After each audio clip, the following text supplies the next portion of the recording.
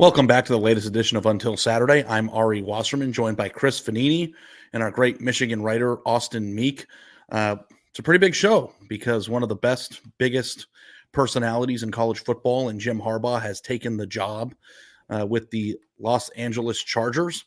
And that's a huge shift, both for the national championship winning team, but also the sport at hand. We're going to go deep into legacy, what it means moving forward for Michigan, all sorts of different stuff. We're going to get into Ryan Williams's commitment, the first 5-star commitment for Kalen DeBoer at Alabama. We're going to get into the ACC schedule, and we have a bunch of mailbag questions. I know we've been saying a lot that we were going to get to them. Today is the day we're going to play some of those. So first, let me just welcome our guests in here real quick. Chris, how are we doing today?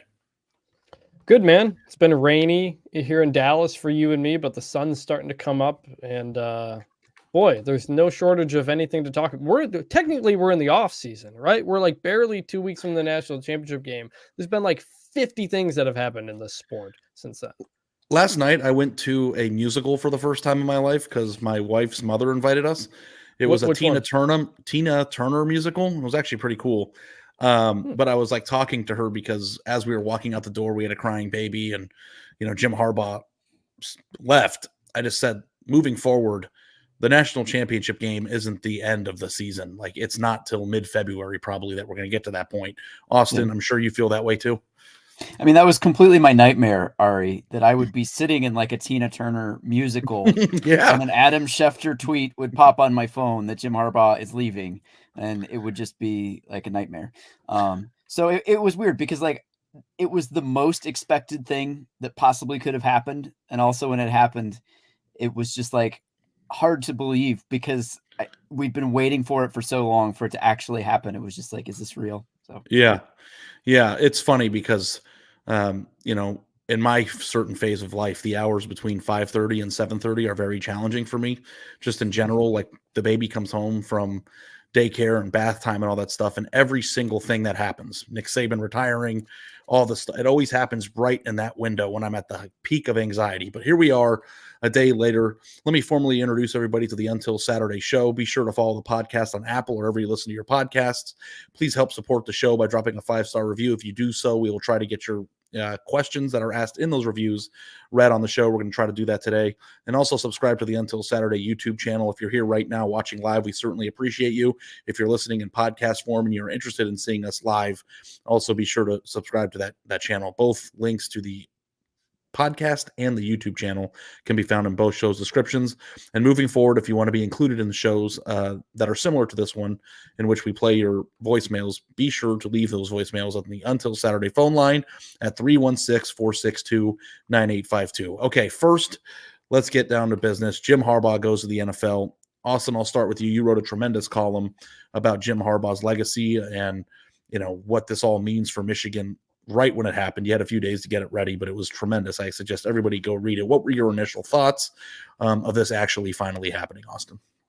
I think the natural reaction for a lot of fans is to wonder what went wrong with Michigan and Jim Harbaugh. 2 weeks ago, he was saying he wanted to be buried as a Michigan man, and now he's leaving Michigan. And anytime a coach leaves, there's always some finger pointing and some hard feelings and people asking like, what did Michigan screw up that Jim Harbaugh is leaving? And I get that. And I think it's a natural reaction. And certainly there were things that Michigan could have done differently through the years. But I guess when I took a step back from it, it was like Michigan and Jim Harbaugh made it 9 years together. And 9 years is a long time in Jim Harbaugh's world. I've talked to like staffers through the years who talk about Harbaugh years, because it's just almost like a different time scale with Jim Harbaugh. Like, he wears people down. That was the reputation he had when he came to Michigan. And it took a lot of effort for Michigan and Jim Harbaugh to make it 9 years together and to get that last moment, the national championship and the parade. And, it's hard to see him leave, I'm sure, for a lot of Michigan fans, but I think you also got to take a step back and say, like, they got to the finish line. They won a national championship. That was what everybody dreamed of when Jim Harbaugh came to Michigan. It looked for a long time that it was not going to happen. Nobody back in 2020 would have said, yeah, Jim Harbaugh is going to win a national championship at Michigan. But somehow they found a way to stick it out together long enough for that to happen. And I think that in some ways makes the whole thing worthwhile. Chris? Austin, do you think there really was anything Michigan could have done to keep him. I never like the NFL can offer him a chance at a Super Bowl. He has said that is the thing he wants to do. So I always thought it was weird. I know, like, Michigan was leaking out certain things that they were giving Harbaugh what he wanted here and there. And up to the very last day, we give him everything he wanted. So when he goes away, we don't look so bad. I never understood that whole thing because I didn't think there was any chance he was really going to stay as long as he got an NFL offer and a good NFL offer, which I think the Chargers job is. Am I misreading that? What was this negotiating contract drama over the last couple of weeks overblown? No, I think you're on target. I think both sides were probably trying to set the narrative a little bit of whose fault it was when he left. Jim Harbaugh trying to say, like, look, there are these things that I wanted that I didn't get. And maybe that people would say, well, that's why he left. And from Michigan's perspective, saying, look at all these things we're giving him and he's still leaving. I think the truth is probably somewhere in between. If you could build a time machine and go back in time, there's probably some things that Michigan could have done differently, maybe to not have gotten to this point. But I also think, Chris, you're right, that ultimately it came down to the fact that Jim Harbaugh had unfinished business in the NFL. He said that. He talked about that 2 years ago when he interviewed with the Vikings, that being 5 yards away from winning a Super Bowl with the 49ers was something that he never really got over. And I think if you strip away everything else, the contract drama, all of the rumors and the palace intrigue of Jim Harbaugh, that's what it came down to. He wanted to win a Super Bowl. He never would have let that go. It always would have bothered him if he didn't get another chance to do that. And all the other stuff, I think it's kind of ancillary to really Jim Harbaugh's desire to coach again in the NFL. During that 9-year tenure, and you alluded to it in your column and both on this podcast here, Austin, but the range of emotions when it came to who he was and how he went about his job are so varying from year to year. At the beginning, I thought that there was a chance that he could be kind of revolutionary in the sense that he was doing these satellite camps. He was kind of going and doing things that other people weren't doing, saying things other people weren't doing, antagonizing other coaches on Twitter. If you remember those days, like, it's been a long time, but it seems like yesterday to me. Then there were the bad years. Then you have the cheating stuff. Then you have the national championship. When you think about like a coach's tenure, every single range of emotion that a fan could have toward their head coach, I'm sure that Michigan fans experience, which I think is, for us and just the entertainment product of the sport, a tremendous thing. But here's kind of last night when I saw that this was happening, the first thing I thought of, and you wrote about his complicated legacy. But when you think about college football in the hiring process, and you think about how many times a program has either hired or attempted to hire a slam dunk candidate. Sometimes that means somebody who played for the school that they're being hired for or excelled on the field for that school. Sometimes it means they won a national championship somewhere else. The no doubt about it type hires, like the Tom Hermans to Texas, the Scott Frost to Nebraska, Jimbo Fisher to A&M. There's a lot of them that just did not work the way that you would have thought they would work when they were hired. And for a while there, it felt like it wasn't going to work with Jim Harbaugh at Michigan. And that was the biggest slam dunk, maybe outside of Ohio State hiring Urban Meyer the last 20 years. But he is one of the few instances when it's all said and done of a person, though it took a little bit longer than people would have liked, to not only meet the expectations and the hype that came with his hiring, but to exceed those expectations. Because I'm not even sure if you asked Jim Harbaugh at the beginning of his tenure, and maybe I'm wrong about this, are you going to win a national championship? Like the narrative, if you remember at the beginning, was try to beat Ohio State again and maybe win the Big Ten every now and then. It wasn't to beat Ohio State 3 years in a row, go win a 14 playoff, beat the crap out of Alabama and win the national championship. So I think that those have been exceeded. But the thing that I take away the most is that he restored a rivalry that was as good as dead 5 years ago. So I think the cheating stuff we have to get into. But when you think about what he accomplished in that 9 years from where he started to where the program, finally reached, I think it was a immeasurable success, and kudos to him and Michigan fans for getting to experience that. Yeah, I think the only way to remember Jim Harbaugh's tenure at Michigan is as a success. I was one of the people 4 years ago saying, like, hey, people maybe need to adjust their expectations for what Jim Harbaugh is. Like, compare him to James Franklin, and it looks pretty good. Maybe don't compare him to Nick Saban or whatever. And, to his credit, like, after that, he became the coach that all of the most optimistic Michigan fans thought he was going to be. Like, if you would have found the most optimistic Michigan fan alive in 2015 and said, what does Jim Harbaugh's Michigan look like? They would have said 40-3, 3 straight Big Ten championships, 3 straight wins against Ohio State, and a national championship. Like, that's the most any Michigan fan, I think, could have dreamed of with Jim Harbaugh. I certainly didn't think that we would see this. I mean, it really is. I think you're right, Ari. It's a unique situation in college football. I mean, it's just, how many active head coaches are there now in college football with national championships? Nick Saban's gone. Jim Harbaugh's gone, right? Like, it's a very small. Dabo Sweeney and Brown, Kirby Smart and Mac Brown. Mac Brown is probably it, yeah.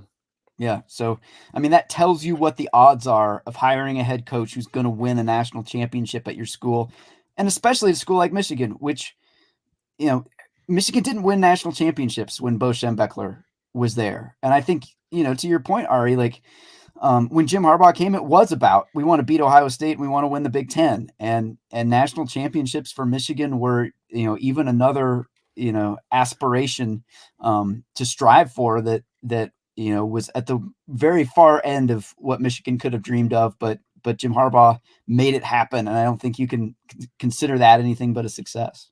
But before we get into the cheating stuff and how that impacts his legacy, I do think Jim Harbaugh has a good case as Michigan's greatest coach of the modern era, more than Lloyd Carr, more than Bo Schembechler, because of what he did and where he left it. Bo Schembechler never won a national championship. He didn't win a ton of Rose Bowls either. He also had the Robert Anderson stuff that, is a whole other issue that we've talked about many times. Lloyd Carr won a national championship, but he also saw the program deteriorate toward the end of his time. He lost the rivalry to Ohio State. That's when Ohio State started to take over. Jim Harbaugh brought it back. He took the rivalry back. He won the national championship. He did it in an era when you couldn't have 100 scholarship players like you could back in the day. He did it in an era when you had to win 15 games. You had to play a 2-team playoff, a Big Ten championship game, something the other coaches never had to deal with. So I think Jim Harbaugh leaves Michigan with a very good case as one of its greatest coaches ever. Like, not maybe like Fielding Yost era 100 years ago and whatnot, but like of the modern era, he's got a pretty good case. Yeah, maybe one of the most successful coaches of the modern era in general because of, winning a national championship and how hard that is. I mean, how many great teams are good enough to win one and then don't because of certain circumstances? And there were certainly plenty of those circumstances. One of those circumstances being Nick Saban existing. Yeah, like, he is the greatest coach of all time, and so many great teams have fallen short because of him. And this Michigan team beat Nick Saban and sent him into retirement. Austin, so I just kind of gave my premise about how I viewed the Jim Harbaugh era and how it ended. And listen, I was a guy who would sit on this podcast 3 years ago and say he should be fired. I thought it was over for him after the 2020 season. And that turned out to be wrong. And then not only did he win a national championship, but he did it by building the roster his way. He didn't duplicate what Ohio State, Michigan, and Georgia did. He did it the Michigan way. But the obvious fan response to a lot of those sentiments are he had to cheat to get there. What is your take on this scandal that is still ongoing? The NCAA certainly did not get the last word because Jim Harbaugh is off to the NFL now. But how does that impact your viewpoint of the Harbaugh era and what they accomplished the last few years? I think when you talk about Jim Harbaugh's tenure at Michigan, the two things you're going to talk about are the national championship and the Big Ten championships and the NCAA investigations. And which one of those you bring up first probably depends on whether you're a Michigan fan or not, and some people are going to bring up the NCAA stuff first. I guess I would think about it like, how do we think about Pete Carroll now at USC? Like, we certainly remember that Pete Carroll left USC under a cloud of NCAA allegations, investigations. They had to vacate some stuff, right? Like, that's going to be part of Pete Carroll's coaching bio forever. And I think it'll be the same thing for Michigan, depending on what comes out of Michigan's NCAA cases. But I don't think anybody, at least I don't, when I think about Pete Carroll, I think he was a really damn good coach at USC and had some really great teams that were fun to watch. Like, that's what I think about when I think about Pete Carroll. And I suspect a lot of people will think about Jim Harbaugh the same way, but ultimately, like, that's, it's kind of a personal preference thing. Like, if the NCAA stuff really bothers you, like, I can't tell you, not to think about it that way. It's just a matter of like what's going to stick out in each person's mind. So I have a message I want to send because I have a column that I just went up, and the big Ohio State homer, I think, is ruffling some feathers a little bit, but I actually truly believe this. If you are an Ohio State fan and you are internalizing everything that has happened over the course of the past 2 months or 3 months now, as this only happened because they cheated, I just think that is intense bias. Like, if you watch the games after the scandal happened, the brunt of their schedule, the only teams on that schedule that they could have conceivably lost to with or without whatever they were doing, came after it.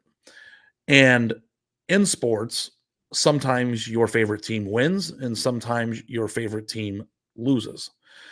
But if you're an Ohio State fan and your thought process is to just yell they screamed and cry and, throw a fit and a tantrum about, this is not fair because they cheated, I don't think that you're telling the truth. I don't think you're actually presenting the program that you root for the right way. I think that the response should be, damn, they did it. They finally did it. That's our rival. We hate them. Next year, we're going to try to come back and get it back.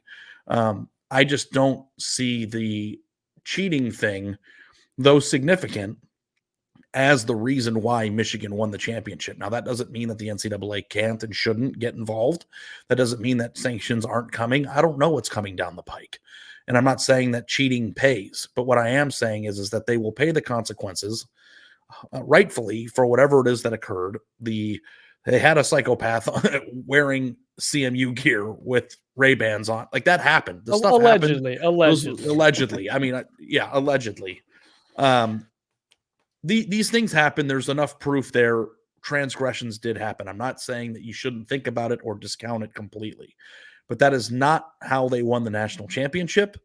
And your temperament as a fan, in my opinion, should be, my favorite team owns this rivalry and we're going to prove it again next year. Like, that's my take on that. Let me come back to you with something. All right. But first, I do agree.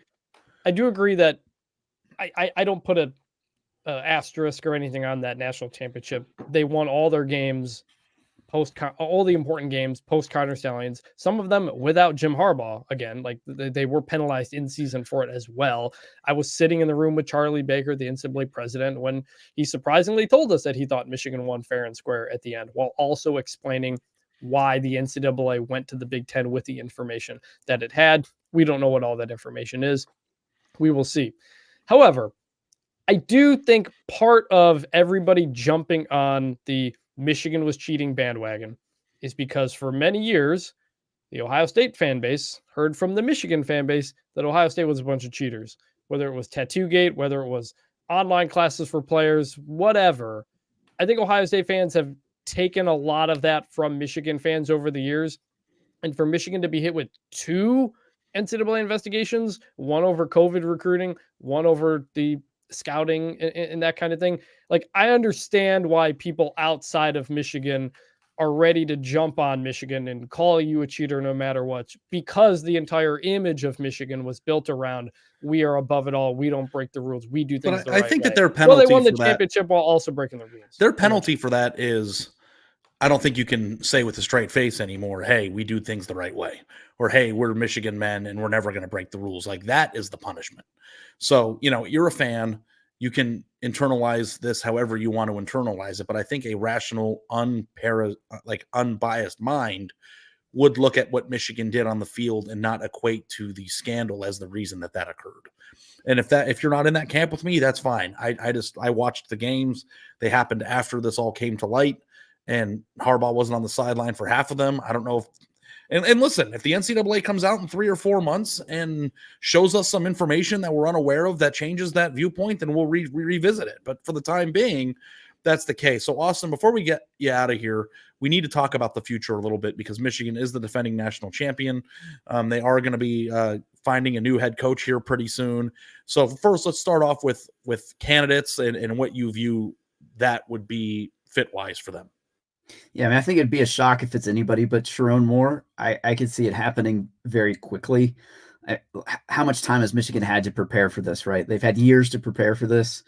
Sherrone Moore had 4 games as the head coach. Everybody in the building believes in Sherrone Moore and believes he should be the head coach. So to me, there's really not any mystery. It's just a matter of crossing all the T's and dotting the I's to make Sherrone Moore the head coach. And hey, he's going to have a big task. I mean, Ari, to your point, I think your take is the right one that if you're an Ohio State fan, give up on trying to go back and relitigate the past and just think about next season. The fact that there's a lot of good things to think about there. I mean, they just had the best offseason you could have ever hoped for.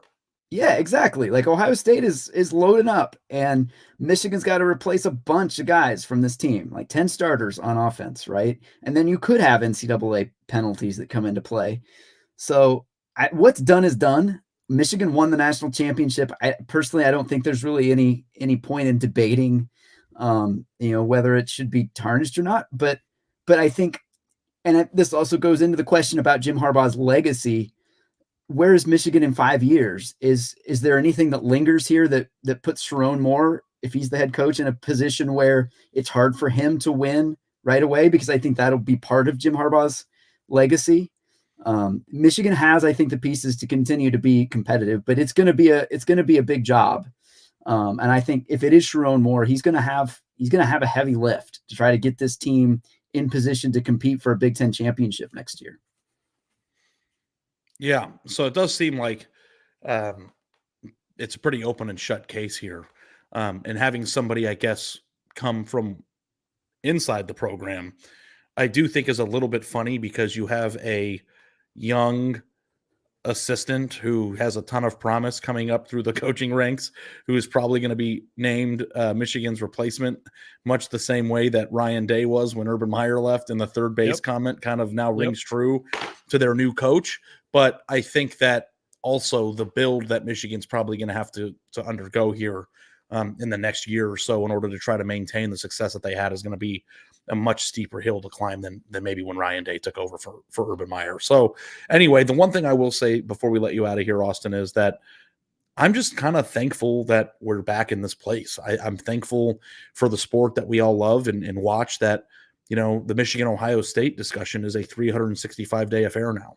That wasn't the case 3 or 4 years ago, and as painful as it was for Ohio State fans to endure the last few years and to watch their rival win a national championship, the one sliver of hope is that next time they win, they might actually appreciate it more than maybe some of the years that they won in the 2010 to 2019 years. So Ari covered way too many Ohio State blowouts of Michigan over the years. He was sick of they were doing boring. It. He wanted this to be a good game, and he's finally got that back again. Yeah, they were boring. So we're back.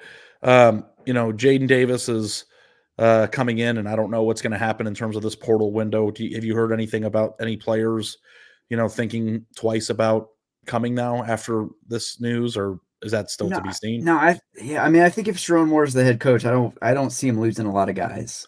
I think they'll be able to keep the roster together. I think they'll keep their recruiting class together. I would expect them to be pretty active in the portal in April because, like we said, they've got a lot of holes to fill. But I think the priority is hey, let's keep this staff together. Let's keep this roster together. Try to just keep going in the direction they've been going and build on what Jim Harbaugh did there. Yeah, we had a discussion about the Big Ten hierarchy earlier on in the week with Scott Docterman, and I still think that Michigan should probably firmly be in the top tier. If that changes moving forward, I don't think that you can project forward of no, they won the national championship this year.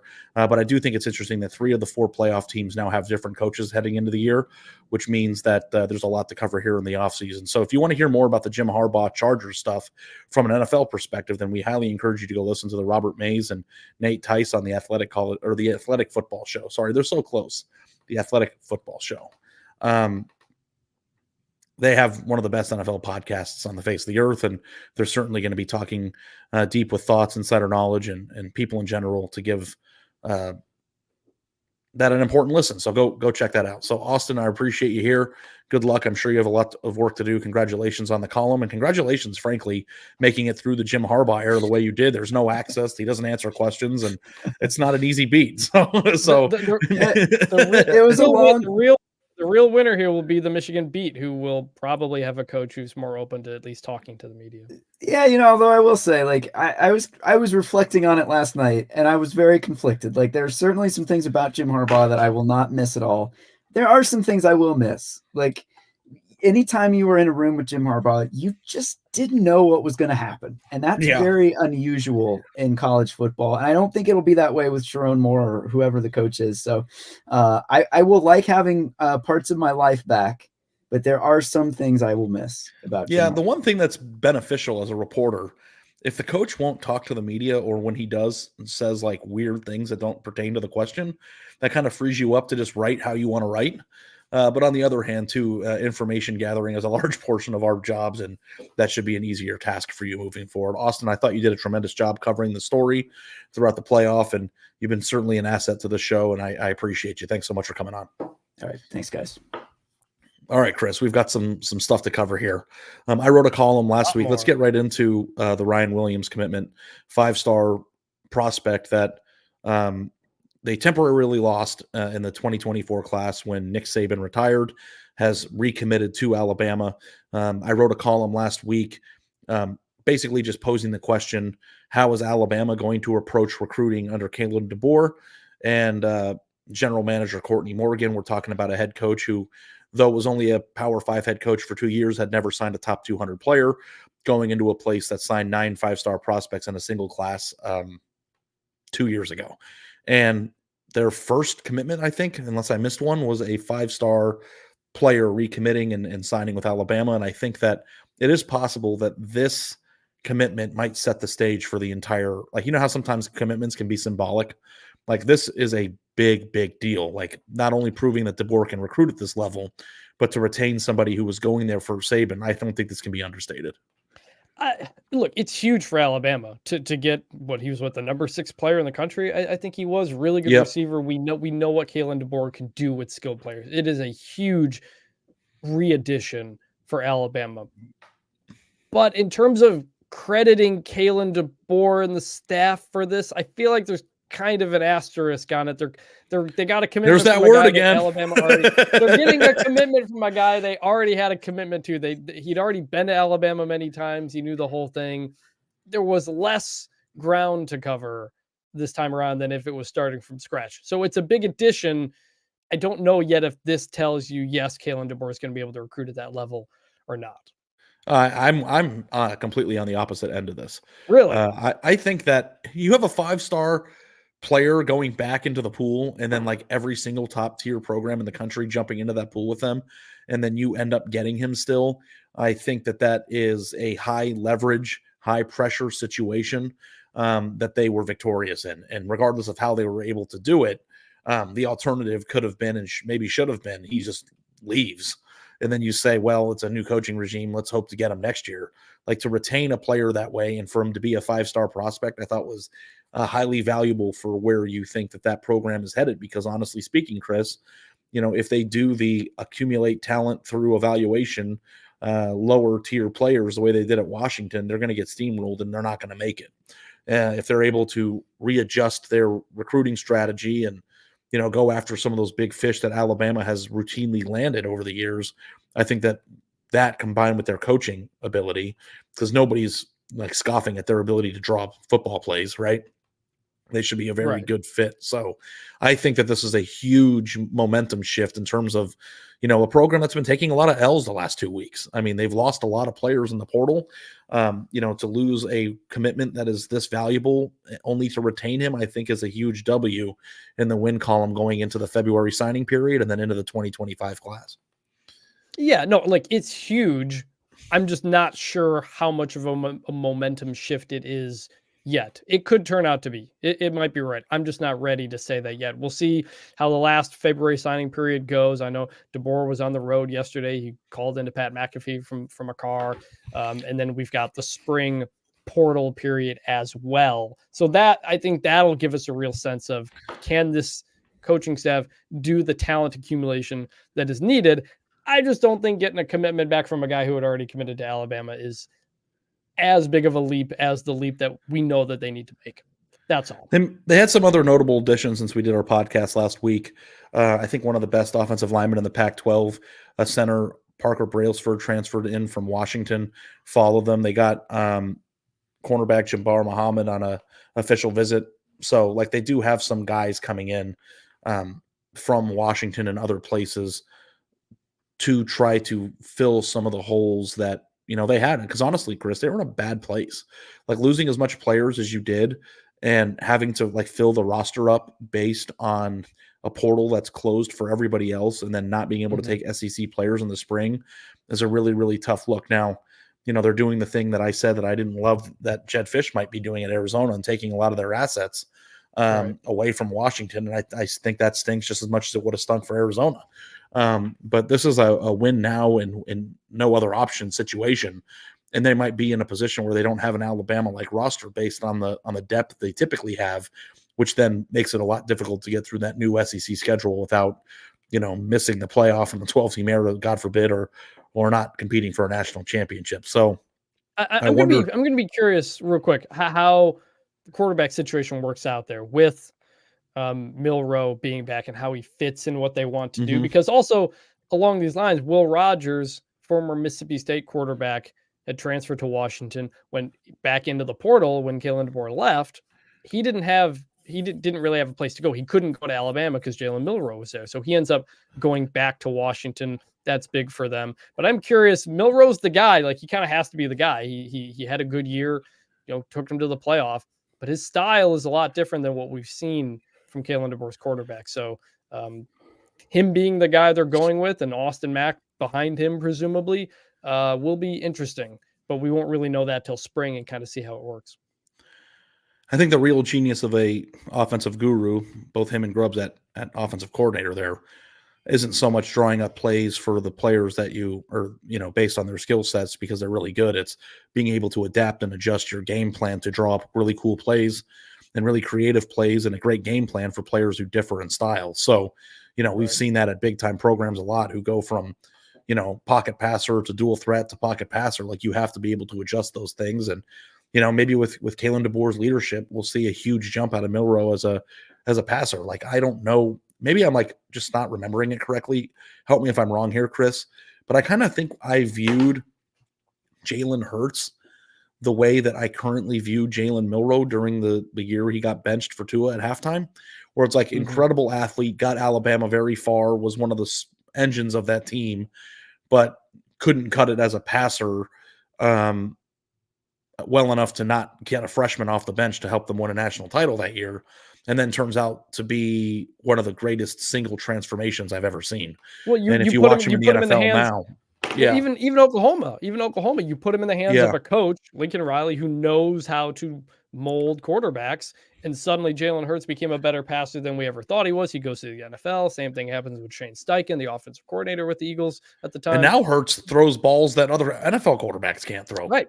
So maybe DeBoer and Grubb will just simply tap into even more of what Jalen Milroe can do. Might be an interesting Heisman bet in the offseason, depending on what the odds end up being. But, you know, Alabama, I think, is going to be an ongoing discussion point and certainly one of the more interesting storylines as we head into the offseason and into the next season. So, okay, ACC schedule takeaways.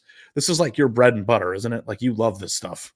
You love looking at schedules. You love know, the when grid. They give you the grid with every Did you study the grid? Team. I tried to. It's fun to kind of find things out. This was a weird ACC schedule because we know SMU and Cal and Stanford are now in the conference. You've got SMU hosting Florida State pretty early in the season. I'm sure I'll be at that game. You might. I'm going too. We're not going to get into that battle again. I'm going. I'm going and writing. Cal's got Miami and NC State at home. Stanford gets Virginia Tech and Louisville at home, and also has to go to Syracuse and to Clemson. I think the Syracuse game might be a Friday, if I don't recall correctly, but Stanford at Syracuse as a conference game is going to take some time to wrap my mind around. But aside from the travel, the notable games include Florida State gets Clemson at home, October 5th. They got to go to Notre Dame later in the year. Clemson's got Georgia and Atlanta to open the season. I was going to say, did you look at Clemson's schedule, bro? Florida State on the road, Louisville at home, no Miami, and then they got to finish with South Carolina at home. So they got a pretty tough schedule. The flip side, Syracuse, pretty easy schedule. They don't have Florida State or Clemson, I believe. They got Georgia Tech, NC State, Virginia Tech were the only teams with winning conference records last year. So Fran Brown, first-year coach, could be a team that makes a jump up next year after several years of fast starts and falling behind. They got Kyle McCord there now at quarterback. So very, very early, but I might buy some Syracuse stock. Yeah, I like their coach. I'm trying to get a story there. Also, we have to mention, I don't see it here on the rundown, but I think it's important. Notre Dame is also playing 5 non-conference games against ACC opponents this year and 4 at home. They're hosting Louisville, Stanford, Florida State, and Virginia at home, and then they're on the road at Georgia Tech in October. So Notre Dame's obviously, like always, going to have a huge ACC presence, and a lot of those are happening in South Bend next year, and that's another program that we're going to keep watching. But man, this is a very critical year for Clemson, and I know this isn't just ACC stuff, but getting Georgia on the schedule that way, I know that they are able to sidestep Miami, which might be a big deal next year. We don't know. And South Carolina is another non-conference game. They got a pretty brutal schedule next year. And, yeah, look, I mean, look, 12-team era, but they're. I mean, Grace Rayner, our colleague, wrote a really good story earlier this week on kind of the state of Clemson and people who believe that they can get it back in some form, but also questioning, look, they haven't had the same number, they haven't had the same quality of receivers. They are trying to get guys in the portal, but not getting them either. Like, did you read Grace's story, or just kind of how do you feel about Clemson going into, like you said, is a pretty big year where you're going to determine, is it getting back on track or is it permanently down a couple tiers from what it was? Did you see the quote that Dan Lanning had this week about transfers? I did not. What he said. I saw it swirling all around Twitter. It was basically just saying you can't win in today's college football if you don't supplement through the portal. And I thought that was correct. And I think Clemson attempted to get a few guys in the portal this year, which hasn't always been the case. But they don't do it, man. And, it's like, oh, they don't have any receivers. Well, what are they going to do? Just have a number 1 draft pick at receiver to sprout up out of nowhere this year? Or are they going to go into next year with some of the same issues? My issue with Clemson has been the same issue that I've noted for the last 3 years now. And if you go ask Andy Staples, my first appearance on his show, and maybe part of the reason why I'm on the show now, is I called the demise of Clemson like 4 years ago. And it was the first appearance I ever had on the Andy Staples show. And I think he was like, holy crap, I can't believe this man just said this. But it's just like sometimes college football is complicated. I think Michigan illustrated that this year, that sometimes the people are more important than the numbers in the spreadsheet. But I think there's so much to be learned from the moves that coaches make. And I just don't think that Clemson is making enough moves. My initial take was about the quality of recruiting that they had and how it was falling far behind the teams that they were expected to beat. And I know that they are the exception to the rule in their 2016 and 18 national titles in terms of total team talent. But being the exception to the rule is a really hard thing to maintain. And we found out that they can't maintain that. And then now on top of it, I think Michigan will find that out too, by the way. Yeah. It's really hard to be the exception to the rule. It's glamorous and glorious in the time being. But what do you think, going into next year, who's the favorite in the Ohio State-Michigan game? It's Ohio State again. And Ohio State's going to be this monster every year because they recruit that way. That point never changed. But Clemson was going to be expected to beat Alabama or win a national championship or play at that level every year. And they're not recruiting at that level. And now not only are they not recruiting at that level, they're not taking in supplemental pieces to plug the holes on their roster to fix that. So they're getting worse.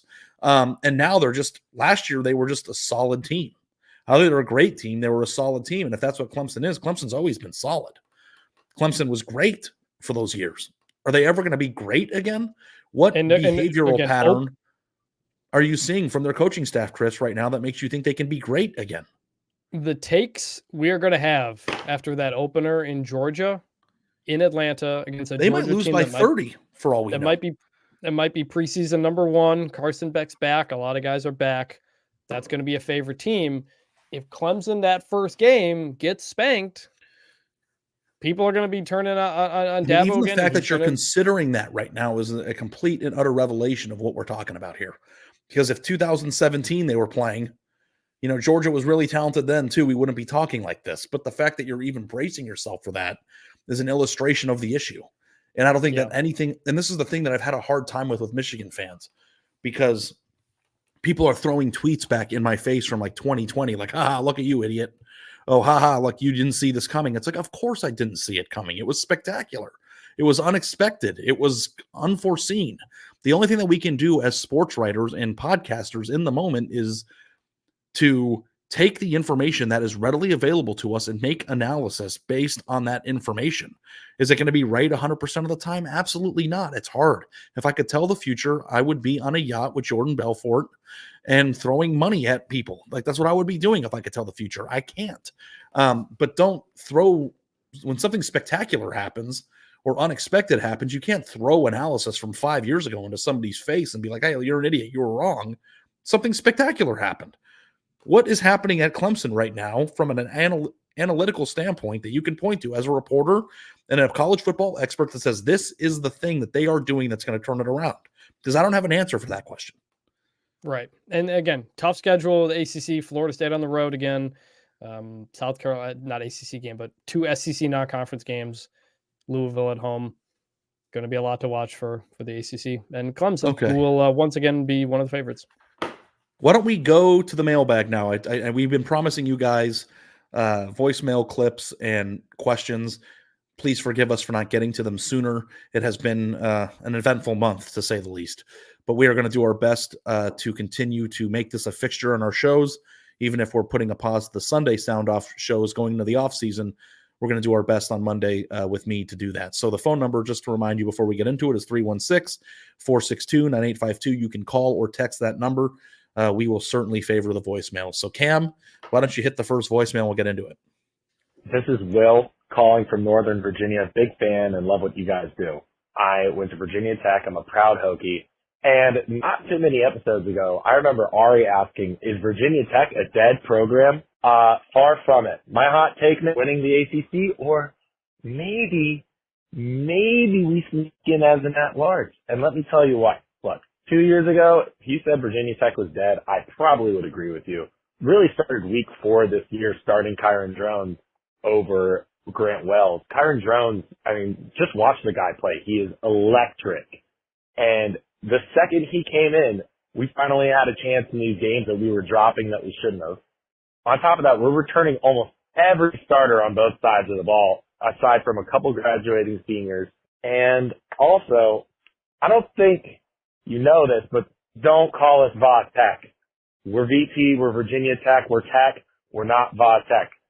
Next time you're down in Blackford, don't say Va Tech, and you know what? Maybe we'll give you a ride from what you described as a very long walk from the stadium to the press parking lot. Go Hokies, and I hope to hear this on the show. Thanks so much for calling in. We appreciate it. I learned 2 things. One, I did not know you can't say Va Tech. You learn those things. Yes. I messed up UCF a few times. Were you the one telling me I can't? No, that was Dave. I think I called them the Golden We've Knights all been hit by the we've all been hit by UCF at some point. I didn't know Va Tech was a sticking point, so I'll do my best not to say that anymore. VT. And I will say before you answer the question, Chris, that, when you're the old thing when like old people tell you back in my day, I used to walk to school back and forth in the snow uphill both ways. Like that was the only walk I've ever experienced at Virginia Tech where you were walking uphill both ways. It was also a very hot September day, and I had gone from seeing a girlfriend up in the Northeast down the day of the game, and I was hungover. It was just a miserable walk, and I'll never forget it. That was the 2015 Ohio State Virginia Tech opener where Braxton Miller did that spin move, and I was not feeling good. Yeah. So anyway, yeah, I think that's a good point. When they got Drones, I was like, that kid can play. Like he's raw, but he can play. And I think that he had a really good second half of the year. What's your take on Virginia Tech? I look at their schedule right now, speaking of ACC schedules, and I don't really see anything that's that daunting. They get Clemson at home, and they have to play Miami on the road, but every other game on their schedule looks winnable. In the 12-team era, that can mean something. Yeah, and that that message, part of these are hot takes from fans about their teams that Ari had asked for. And so you're right. Like, look, Virginia Tech, I thought they were dead under Brent Pry. They had a rough first season. They start last year 1-4. They lose to Marshall, Rutgers, and Purdue. And you're thinking, this thing may never get back to what it is. Then they finish the year very strong. You beat Tulane in the bowl game, played NC State close, beat Syracuse and Boston College. There is a lot of momentum there, and a lot of guys are coming back. So I think this is very much a team on the upswing. The 2024 schedule does not have Florida State, although they get Clemson at home. They got to go to Miami. They also have Marshall again. So make sure you win that Marshall game in week 2, by the way. But the schedule is pretty doable, I think. Well, what do you say? Win the ACC? I don't think I would go that far, but Florida State's going to take a step back. We just talked about Clemson. It does feel pretty open. I need to see it against some better teams, though. They finished last year strong. Momentum's good. I need to see it be like a top level ACC team before I fully buy into that. All right, let's go to the next one. Hi, Until Saturday friends. This is Sam, a long-suffering Nebraska fan. Stop me if you've heard this before, but I am drinking the off-season Kool-Aid for Nebraska. I think that they have added enough interesting pieces with the portal, with Jamal Banks, Isaiah Nayor. They're bringing back a ton of guys on defense. That was actually a sneaky good unit last year, and of course Dylan Raiola. So my hottest take is that Nebraska is going to win 8 or more games, and I'm probably going to regret this because every time I start to believe is when they kill me the harshest. And I think looking at Nebraska's schedule, though, unlike last year where they opened with 2 Power 5 opponents at Minnesota and at Colorado, the schedule is just a lot nicer, and I'll let you guys take a look. You know what I thought was great about Nebraska, and I think that obviously signing the number 1 quarterback in the country helps. Yeah, but probably.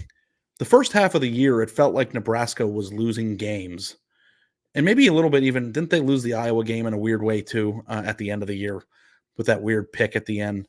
But they were losing a lot of games that looked a lot like Scott Frost losses in the sense of like close 1-possession games where somebody muffs a punt or a stupid penalty. Or they ended the year. They ended the year with 4 straight 1-possession losses. Yes. Yes. So like to me, my whole take with Nebraska always was, you have a coach now in Matt Rule that can eliminate the grab ass, and you can actually just play like assignment-oriented, clean football. Because I always feel like Nebraska, more even so than personnel, because they've always had pretty good personnel, is that if they could get a coach in there that can match, the probably top half of the Big Ten personnel with competence, that would just equate naturally to 8 games. I mean, if you go look at the way that the Big Ten West was a year ago, I mean, it's really not that hard to win 8 games out of the Big Ten West if you have a pretty good team, or it used to be. Now that's dead. So you look at Nebraska's schedule, and I know they have a week 2 game against Colorado. But if you look at their first 6 weeks of the season, they've got UTEP, Colorado, Northern Iowa, Illinois, Purdue, and Rutgers, and then Indiana. That's 8 games or 7 games. 7, like they could almost get there. They could probably win 5 of the first 7 games at the very least if they have a pretty good team that plays assignment-oriented football. Then you have Ohio State, UCLA, USC, Wisconsin, and Iowa. The second half of their schedule is a beatdown. But if they can get healthy and play good football, like I think their schedule sets up quite nicely in a pretty tough conference to get to that 8-win threshold. Now, obviously, a lot's going to, play into the factor of how good your quarterback. They had some major quarterback issues last year, and I assume that Dylan Raiola is going to start from day one. Like, so you have a true freshman quarterback. I don't care how good he is. You're going to have to take some lumps with that. But I don't think it's that crazy to think that. I thought they could have won 8 games last year if they eliminated the bull crap, but they didn't. So I'm sure Matt Rule in year 2 will be able to do that. But if like they come out and muff punts and turn the ball over in weird ways and throw picks when you shouldn't be throwing it at all, and like lose these weird Nebraska-like games again, like I'm just going to think the place is cursed, because it's like those are usually elements from a coach that can't just be a constant with the players in the program under new leadership and talent. So what's your take on Nebraska, Chris? Yeah, so like it was a weird season last year. They lose to Minnesota opener, had a late turnover. They lose to Colorado the next week. You think it's a mess. But then they win 5 of their next 6. They beat Illinois. They beat Northwestern, Purdue. The defense looks really good. And you're thinking Nebraska, hey, they've turned the corner. You only need one win out of your last 4, and 2 of those are Michigan State and Maryland. You should be able to do this. They lose that game in East Lansing against a Michigan State team that was down bad, that had fired Mel Tucker and was in a tailspin. And that created a tailspin of its own for Nebraska, where they Which I think you could say is their worst loss of the year by far. If you go look at their season last year, I mean, I guess losing to Maryland in a 13-10 game is not pretty, but getting beaten by that Michigan State team with the way that they were spinning a little bit there was a really rough look. And so you look at 2024 and you think you're going to want to get, you'd really, really like to get 6 wins out of that first 7. If you don't have 6 wins going into Ohio State to start that stretch, I'd be concerned. And there are teams, when you look at their schedule, you realize, oh, this is a team that's going to get a hot start. It's going to get a top 25 ranking. People are going to be riding high, but we're going to know they haven't been tested yet. Every year when you look at schedules, you know there are some teams like that. That's Maryland every year. That's Maryland every year. It's Syracuse every year. That's what Nebraska is going to be next year, 2024. The Colorado game is going to be huge. It's a big rivalry game. Deion Sanders, a lot of narratives are going to come out of that. If you can win that game, start 4-0 or so, then like you really get some momentum going. They're going to need to do it because the back half of that season is going to be a wreck. Like we've seen what they do to Iowa. It just typically doesn't work out for Nebraska against Iowa. So what do you say? 8 wins? I would take the under right now just because freshman quarterback, we haven't yet seen a team that can do the type of things that it needs to be. The schedule is kind of favorable. I think the order of it makes it feel more favorable than it really is. Also, dare to dream that he's just awesome. Raiola? Yeah. I mean, that's part of the game. We'll see. I've been on the record as one of those people who's a little skeptical of a guy who transferred 4 times in high school and had 3 or 4 commitments in his recruiting process. The track record of that is typically not great. So we'll see, but yeah, we'll see if he wins the job too. I mean, we got to see that as well, but there is talent there. I really like their defense too. Like they really made strides at that spot last year. And I imagine that'll be pretty good once again. Okay. We have some written ones too, and we're going to get to those, but why don't we just knock out the voicemails first and then we'll get to it. Cam, why don't you do the next one? Hey, this is Alan down in New Orleans. Love the show. Just wondering that, in the past 5 to 10 years, it seems like college football podcasts and TV shows are more devoted to the business than they ever were before. And if everybody's listening to the business of college football, then how come we're still getting people who don't understand basic antitrust things, that you can't make these kids pay penalties and you can't cap coaching salaries unless they're in a union? I just don't get how people can listen to this stuff all day and not understand these basic things. I didn't know these things 10 years ago, but I knew them like 1 year after all this started. I don't know why people just aren't learning these things. I'm not an antitrust lawyer or anything, but it just seems like people should know the basics by now. All right, thanks. It's complicated. I look at a lot of the comments on Twitter and stuff, and I sometimes think that a large majority of college football fans, not the ones who listen to the show, but just are unaware of the general surroundings. Like, I don't know. It's a very, like when you start getting into the word antitrust, you start to get like that social studies feeling where it's like, I don't know if I'm ready for the exam. And even for me, sometimes it's like, oh, I've got to have like discussions with my editor about what is reasonable and what isn't. It's a tough thing, but as you get closer to like employment discussion and collective bargaining agreements, these are like buzzwords that most people just don't come across very often. And I can understand why, if you're just dipping into a show or you're not consuming it at the level of other people, that it would be a hard thing to grasp. Chris, what's your take on that? Yeah, look, man, people are busy with their lives.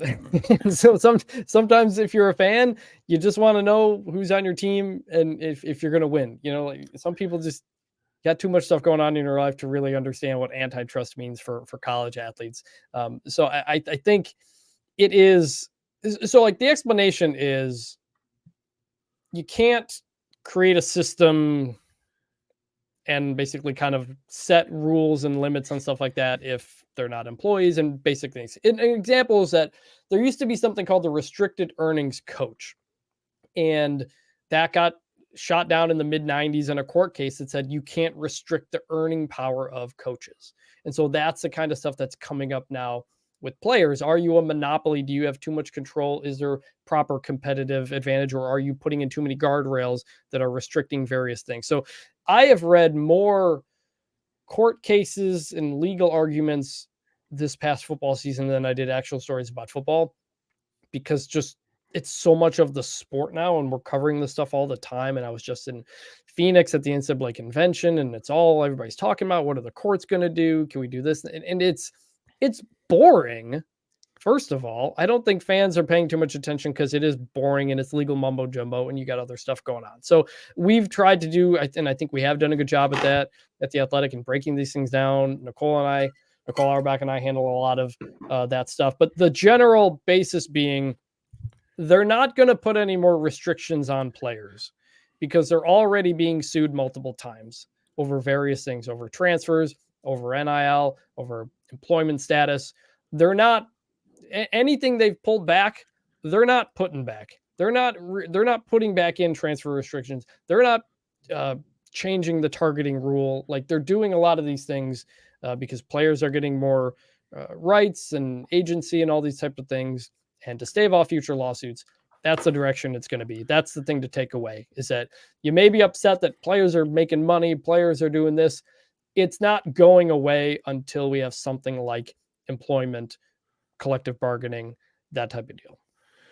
I am curious, and I don't know if it's ever going to get to this point, but there is a lot of, when you start talking about like restricting income potential, I'm very curious if somebody after 5 or 6 years sues the NCAA because their earning potential from NIL is greater than in the professional market if they're not an NFL player, and like how that is going to impact like your eligibility range. That's the basis for this transfer lawsuit that came from some of the state attorneys generals, saying by making somebody sit out a year for transferring a second time, you are restricting their NIL earning capabilities.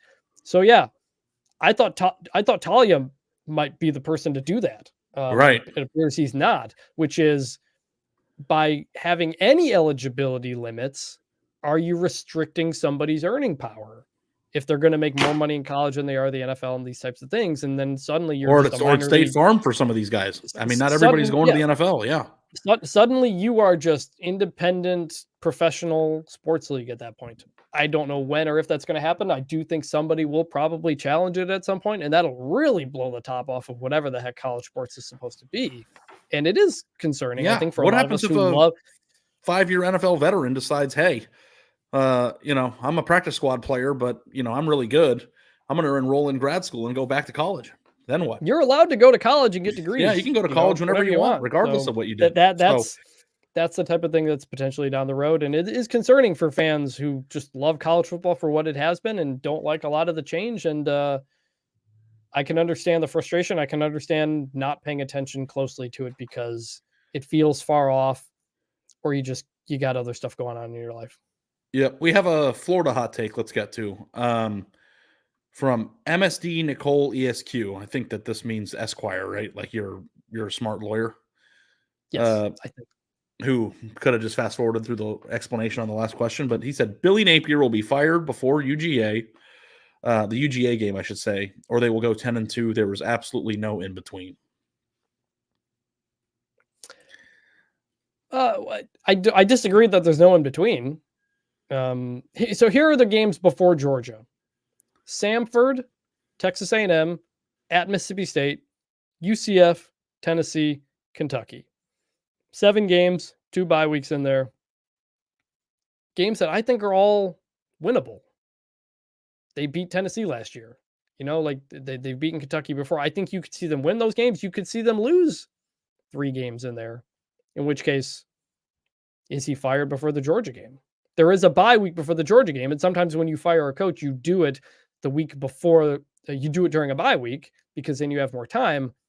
However, I don't know if that really works in the transfer portal era, because if you fire a coach at any time, the portal opens and maybe dudes just bail during the season. Michigan State almost had that happen last year. So I disagree with the take that it's got to be one or the other. But could you tell me he'd be fired before the Georgia game?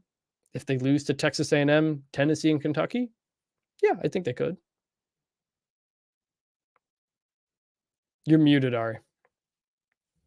Sorry, someone was vacuuming in my house. I said, I think he's just trying to say that it's either going to be a huge disaster or a great success. And I just I don't know, if what's in between getting fired and 10-2, it might be 6-6, and that might get him fired. So 6-6 might. I mean, but you're 8-4, I don't think 8-4 Billy Napier gets fired, right? I don't know. That back half of the schedule. By the way, this is how Florida. People are mad. People get mad, and it's been a while. Speaking of teams that could have a hot start and finish poorly because of the schedule, this is how Florida finishes the season: Georgia, at Texas, LSU, Ole Miss, at Florida State. That is a gauntlet. Yeah, they start. If you can go 8-4 through all that, I think he's okay. Yeah, I mean they're also starting the season with Miami and then play A&M in week 3, so it kind of starts rough too. Because I don't know. Oh yeah, wait, why is that? Yeah, why is that Miami game not on here? That's weird. Yeah, the schedule must not be right. It's a week 0 game. It's on August 31st. Maybe that's why. FBS schedule is missing this stunningly. Good call. Yeah, so yeah, that's an important thing to track, but. Yeah, we'll see how it goes. And, obviously I think Florida's one of the lasting important storylines next year because, people have kind of been waiting for that to happen. And whether or not it happens or not is important at a place like that. So I think we have one more voicemail from Michigan recruiting via Lester, I think. Hey, guys. Lester Wilkins from Port Huron, Michigan. Love the show. My question for you guys is after the national championship, what do you think Michigan's ceiling is for recruiting, high school recruiting? Can they be a top 3 class like Ohio State, Georgia, or Alabama? Or where do you guys see their ceiling for recruiting? And what do they need to do to recruit in the top 5 consistently? Thank you, and go Blue. So this gets me into trouble, Chris, because I started off the show. I'm on Team Michigan, and now I always thought this. I always thought that Michigan had every single identifiable marketing tool to get a good class. It's a wonderful education. If you've been to Ann Arbor, it's a wonderful town. They've got great uniforms. They're Jordan brand. They play an iconic stadium. They have Big Ten money. They shell out for their coaches, and they have facilities and nutrition and everything. They are a storied program. So we've seen many times Michigan finish in the 8-12 range, and it just feels like there's an extra gear to be hit there that they're just not hitting. And part of me always wanted to know, is the reason for that because Jim Harbaugh's weird? Do you not have a closer on your staff because he's just an odd person? Are academic standards too high? I don't know that I buy that. I think that a lot of the players that Ohio State took in the first 5 years of Jim Harbaugh's tenure would have all but certainly been takes at Michigan. So my thought process always was that they should be, and they never did, which is part of the reason why I used to think that they were settling for mediocrity. I used to think that Michigan's recruiting results were the main reason why they stunk. Right. Sorry. Obviously, they transcended that. Now, that is, again, the exception to the rule, and I don't know if the exceptions are going to be more common moving forward in the era of the transfer portal. But they were more talented than people gave credit for. Doug Lesmerises was on the show earlier this week, and he made a good point that, they did a very good job of getting some top tier talent on their roster. And the thing that I like about Michigan the most is that most of those big time guys hit. Blake Corum hit, Donovan Edwards hit, JJ McCarthy hit, Will Johnson hit. They hit on their big players. And that's a really hard thing to do. Going back to the Clemson talk, it's hard to be the exception. So to me, it's always thought who are they going to hire is probably the number one question before we get to the real answer to this. But if it is Sherrone Moore, does he recruit a more aggressive style to put Michigan in that place where when they win a national championship or beat Ohio State, that there isn't a huge drop off? Because we're anticipating that Michigan might be a 6-7 win team next year based on who they lost in the coaching situation and who they're losing on the field. And Ohio State doesn't take dips that way because they don't recruit at a way that allows them to take dips. Their bad seasons are 10-2.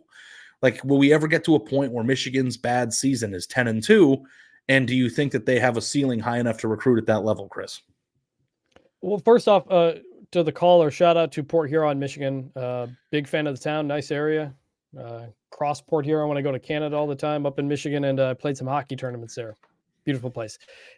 The other factor though that hung over Jim Harbaugh's recruiting over the last couple of years was that we knew he was going to go to the NFL. That probably played a role as well. Players going, hey, this coach, I know he's not going to be there in 4 years. I know he's going to the NFL. I think that could be a factor as well. Sherrone Moore is 37 years old. He may have to remake a good chunk of the staff. And if he does, what kind of recruiters does he get? What stuff does he do there? What momentum does Michigan get in NIL through the national championship to be able to recruit at that tippy top level? Those are the questions we don't know. I think it's possible. I just think there's a lot of questions around it. Can they hit at the same rate? Can they evaluate at the same rate? Can they develop at the same rate? At the same time, that doesn't mean they can't recruit at a higher level. So I think it's a major question mark. It's something they're going to need to do. Jim Harbaugh is one of the greatest coaches of this modern era, period, because of what he's done in the NFL and college. And so you can't count on that evaluation and that development to hit year after year now that he's gone. So you would like to recruit at a top 5 level instead of a top 8 level. And for Michigan, like we said, to sustain what it's doing in a conference that's going to have Oregon and Ohio State and maybe USC doing what they do in recruiting every year, to sustain what Michigan has built, yeah, they're going to have to do that. Although it will help to have a 12-team playoff where you can lose 2 games and still potentially go on a run at the end. Your favorite thing?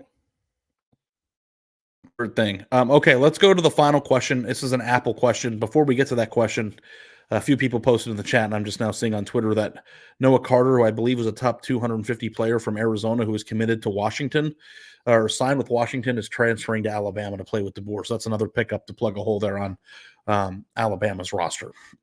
Okay, the last question is an Apple review question, and it should give everybody here an opportunity to know that if you leave a 5-star review and ask a question, we will answer your questions on the show. We could use some 5-star reviews. Promoting the show is always a good thing. This is from TKQB7. Isn't there an unintended consequence of the current setup of the 12-team playoff format starting next year? With the new Big Ten and SEC, 14 of the 18 true national championship contending programs are either in the SEC or the Big Ten. Surely most title contenders would prefer the path to a title from the 5 seed than the 1 seed in the new format. The 5 seed would have a path to the semi of 12 of the 12 seed G5 team at home and a Big 12 champ Utah or Kansas from this past year on a neutral site, whereas the 1 seed has to play a presumably bigger title favorite at large in the quarterfinals like in Ohio State, Texas, or Oregon. Wouldn't this incentive to undefeated in the SEC or Big Ten to lose on purpose because one of them would get the 1 seed and one would get the 5 and meet in the semifinal anyway? It's crazy that a 5 seed would be preferable to a 1 seed. Do you view this as a just so I understand this, the 5 seed doesn't get a bye week, right? No, the 5 seed would then play the 4 seed. The 5 seed would play likely the G5 team as a 12, and you win that game and you'd play the 4 seed, who most years might be the Big 12 champion, as opposed to the 1 playing seed, the 1 seed, which is the best team in college football, which is the 8. Right. Yeah, the 1 seed would have to play an 8-9. Yeah, I think that he's probably right. I don't know if you asked a coach, would you rather play an extra game or have to play the easier route? I think I would probably take the easier route. What about you? I don't want to say unintended consequence, but it is. I wish they could do reseeding round to round. Like that's what the NFL does. It's what the NHL used to do. That way, the top seed always has that advantage. I am curious if it is something they consider moving forward. But logistically speaking, it's just more of a nightmare in the college ranks than it is for the pros too, right? Yeah, depending on what the turnaround is and who you're scouting and preparing for and stuff like that.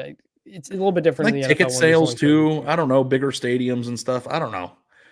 Like people want to know, like if your team's going to the Rose Bowl far in advance. I think. I do. Yes, I do think conference realignment and the expansion of the playoff are separate things that happened. I don't think realignment happened because of the expansion of the playoff, because conference realignment happened because of the state of television money, and it's shrinking and it only going to the biggest places, which includes the Big Ten and the SEC. Oklahoma and Texas, their playoff chances would have been better if they had stayed in the Big 12 and continued to win that and get a bye every year. Going to the SEC makes it harder for them. So I don't think the expansion of the playoff is something for people to, like a lot of people complaining about all this change to college football, and they're blaming it on the CFP expansion and the focus on the national championship. That is separate. Realignment happened because of television money going to specific conferences. So I think that is kind of a disconnect that needs to be made. But because of the realignment that then happened afterward, including suddenly the destruction of the Pac-12, it does change how we view the 12-team bracket, where we know the 4 Power 4 champions are going to have a bye every year. And you're going to have really good SEC and Big Ten teams, Alabama, Michigan, Ohio State, one of those teams sitting there at number 5 suddenly, and they're going to have a potentially easier path to the semifinal where you play the G5 team and then potentially the Big 12 champion. So it is something I'm curious if the playoff looks at things potentially moving forward after a couple of years of seeing how it goes. Yeah.